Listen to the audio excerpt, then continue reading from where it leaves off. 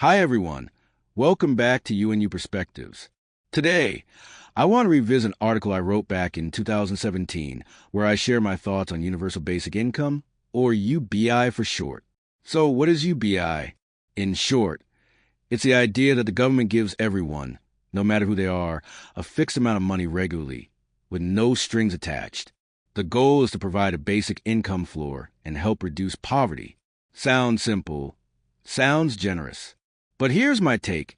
UBI, in essence, is just a large-scale inflation engine. And ironically, it could hurt the poor more than it helps them. Here's why.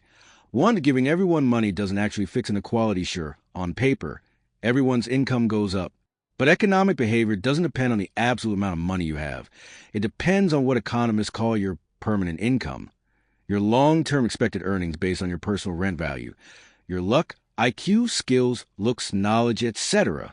So if everyone gets the same payout, it doesn't change the underlying reasons why some are rich and some are poor. What it does do is devalue the money in everyone's pocket. Think of it as printing a bunch of cash and handing it out. It's basically inflation in disguise. Even worse, once people expect UBI to happen, prices start rising before a single dollar is handed out. This inflation expectation creates defensive behavior. People rush to buy, save, or hedge, which can destabilize the economy before the policy even starts. Plus, whether UBI is funded by printing money or raising taxes, it comes with high administrative costs and inefficiencies. Instead of boosting the economy like Keynes suggested, this might create what I call a negative multiplier effect. 2. The poorest might not even get the money. Let's assume the government uses a direct deposit method, like how Macau gives its annual cash handouts. But here's the problem. Many of the truly poor don't even have bank accounts. Some avoid financial institutions altogether due to legal trouble or debt collectors. That means the very people UBI is supposed to help might not receive it.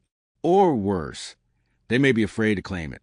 Meanwhile, prices across the board are already rising from inflation. So these people, the most vulnerable, are left behind, facing higher costs and no added income. That's why I say UBI is a well-meaning path straight to hell. And don't forget, any unconditional welfare tends to discourage work and encourage laziness, though I won't go into that today. What I do instead, honestly, I think we have faster and better solutions. 1. Abolish all tariffs. 2. Eliminate progressive income tax entirely. 3. Dismantle restrictive laws on environmental rules, financial controls, labor conditions, welfare, and immigration, and fire the bureaucrats managing them. These 3 moves would instantly boost people's expectations of future income, which, according to Milton Friedman's consumption function, transforms consumer and investor behavior overnight. That's real economic growth. Even those on the margins would benefit. Let's not forget, Taiwan's 2009 stimulus voucher plan failed because handing out a small one-time bonus doesn't change anyone's long-term income outlook. So it didn't change how people spent or invested. Final thought to me, income inequality isn't always a problem. In fact, it can motivate people to work harder.